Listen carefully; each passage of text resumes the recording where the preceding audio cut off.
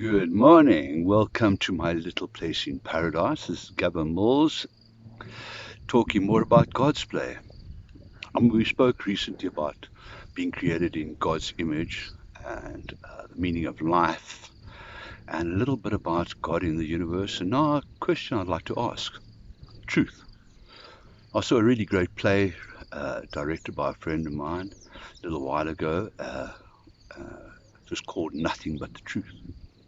Very good play about South Africa and pre-apartheid and stuff. But interesting expression, nothing but the truth. Does truth still exist? Do we embrace truth? Do we live by truth? And I'm talking here, let's talk at the moment about truth in religion. Have you really thought about God? And I'm not saying think about religion. I'm saying we are taught about God through religion, most of us, in our life and early years, nurturing, no matter what denomination, what culture, and what religion we go to. It's normally grown by our families. But have we ever taken a conscious effort and thought about God or Creator, whatever you want to call Him? How did He come about? What is our belief in Him? Do we believe He's just like the spectre floating around in space? Do we believe that? Or do we believe a bigger picture? Have we actually meditated on it and think, what? Would He have the same value systems? Would He use our mentality to run the universe? And what is the relationship between God and creation? I think it's a much deeper question than just going on Sunday and think, are we going to die and go to heaven? What does that even mean? I think sit down and think with yourself and think, what is my relationship with God? Not as one of the church. What is the truth? What do I believe?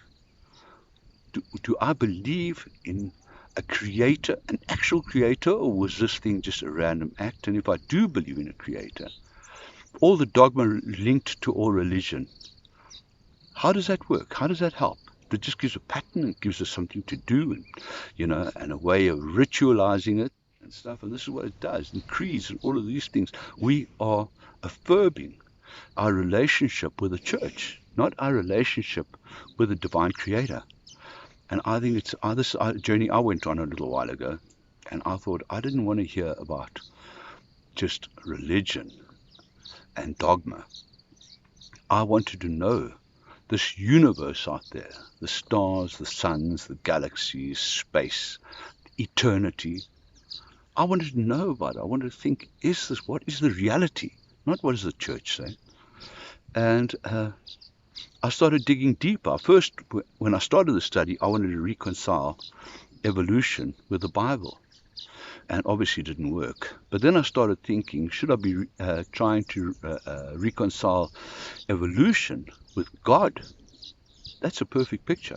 There are no discrepancies. We know that time is not a constraint for God. We know that space and distance is not a constraint.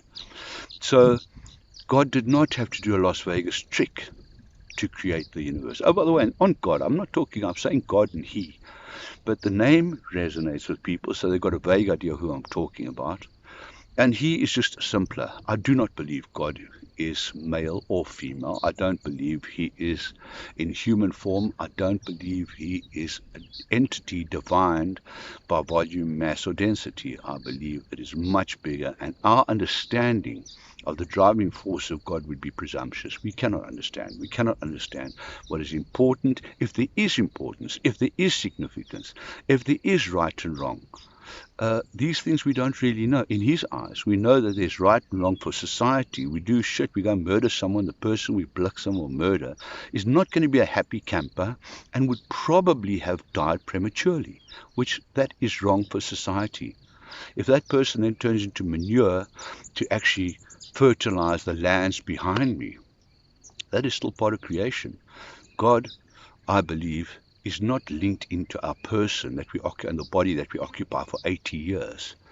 It is linked into the fabric of what makes us up, the stardust that has been around for billions of years and probably for eternity. That is the relationship. That is who we should perceive ourselves to be. We are stardust. This is only a transition period, a very, very short transition period. And when we die, our value systems will be gone. Our understanding of matter will be gone. energy will be gone, language will be gone. We will not know other people. We will all be at the collective, because in actual fact we are a collective. We are not individual. We only become soloists when under duress, when under stress. I know we want to solve our problems, my problems. We're not. We're a collective. Operate as a collective, and the collective is held together by love. So love one another, love your world, love yourself, and start thinking seriously about your relationship with the Creator. Not to go to heaven or hell, but to actually exercise the meaning of life and the fulfillment of self. Lack a day. Bye.